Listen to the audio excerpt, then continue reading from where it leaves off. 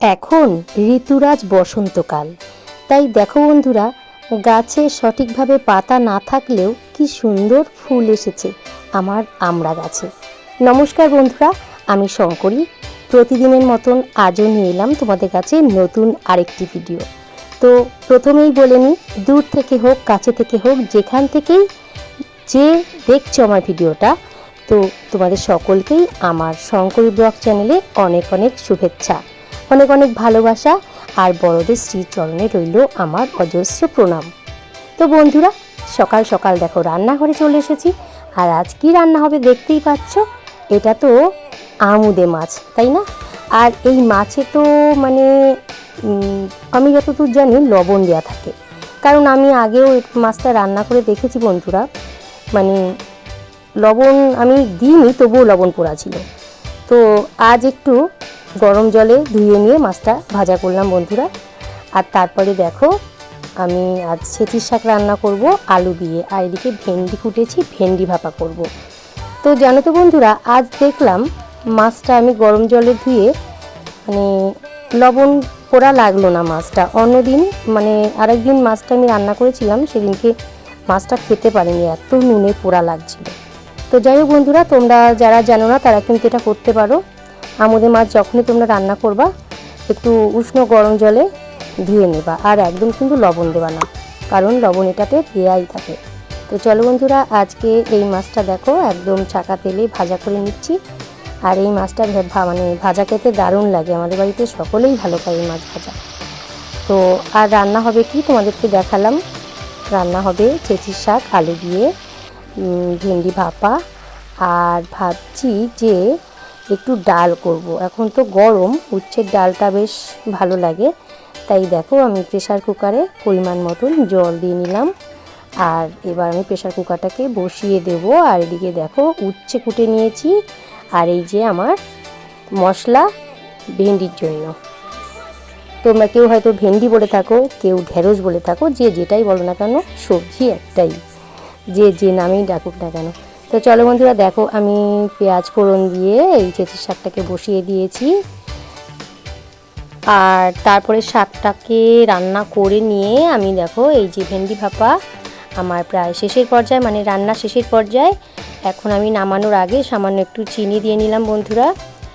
তো বন্ধুরা, তোমাদেরকে আমি একটা কথা বলছি, তোমরা যেই ভিডিওটা দেখছো না কেন, তোমাদেরকে সকলকেই অনুরোধ করছি ভিডিওটা তোমরা লাইক দিয়ে দেখো, আর ভিডিওটা স্কিপ করো না, কারণ আমি এখন তোমাদের কিন্তু আগের থেকে অনেক ছোট ভিডিওই দিচ্ছি। মানে আগে যেমন বড় ভিডিও দিতাম, তো এখন আমি ছোট ভিডিওই দিচ্ছি, কারণ তোমরা পুরো ভিডিওটা যাতে দেখার সময়টা তোমরা পাও, কারণ আমার কিন্তু ওয়াচ টাইম উঠছে না বন্ধুরা, অনেক চেষ্টা করছি।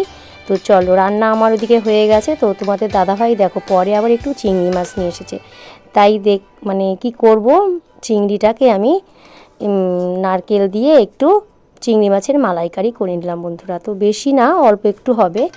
তো এই মানে তোমরা তো জানো এটাকে রান্না করা খুবই সহজ, মানে নারকেল, তারপর সর্ষে আর কাঁচা লঙ্কা, যদি কেউ রসুন খাও তো রসুন দিতে পারো, দিয়ে সব কিছু একসঙ্গে মাখিয়ে কড়াইতে দিলেই হয়ে গেল। দেখো আমার সব কিছু রান্না হয়ে গেছে।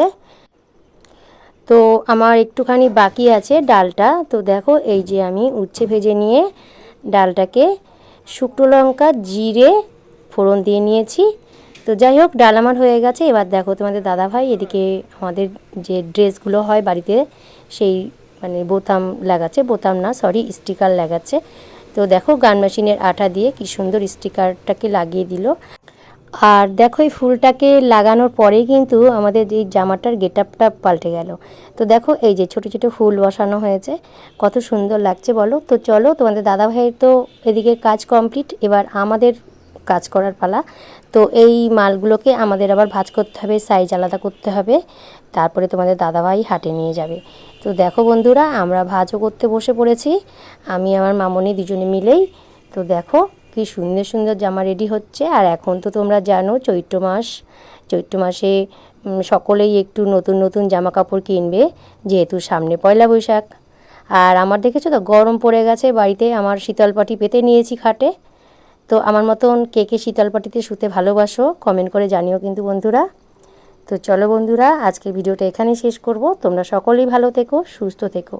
আর ভিডিওটা ভালো লাগলে লাইক কমেন্ট শেয়ার করে দিয়ে আমাকে একটু সাপোর্ট করো বন্ধুরা, কারণ তোমাদের সাপোর্ট, তোমাদের ভালোবাসা ছাড়া আমি কিন্তু এক পাও এগিয়ে যেতে পারবো না, পুরোটাই প্রয়োজন। তো আমার ভিডিও যদি ভালো লাগে তবুও লাইক করো, আর ভালো না লাগলেও কিন্তু লাইক করতে হবে।